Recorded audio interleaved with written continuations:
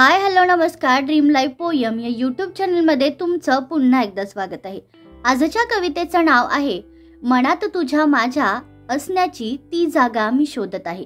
राकेश शिंदेंनी त्यांच्या मनातील व्यथा खूप छान पद्धतीने या कवितेत मांडलेली आहे. चला तर मग सुरू करू कवितेला. मनात तुझ्या माझ्या असण्याची ती जागा मी शोधत आहे आणि तू जवळ नसण्याचे दुःख मी भोगत आहे.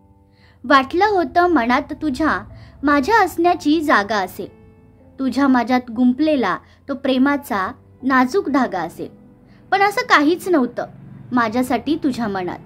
आणि जेव्हा हे कळलं तेव्हा सगळंच संपून गेलं क्षणात. मग वाटलं माझ्याशिवाय जगताना कधीतरी तुला माझी आठवण येणार आणि आठवणींच्या लाटेवरी तूही माझ्यासारखा भिजणार. आयुष्याच्या वाटेवर चालताना कधीतरी तुझे पाय अडखळतील आणि अडखळलेले पाय कधी ना कधी माझ्याकडे वळतील. बस बस त्याच एका आशेवरती मी आता जगत आहे. मनात तुझ्या माझ्या असण्याची ती जागा मी शोधत आहे.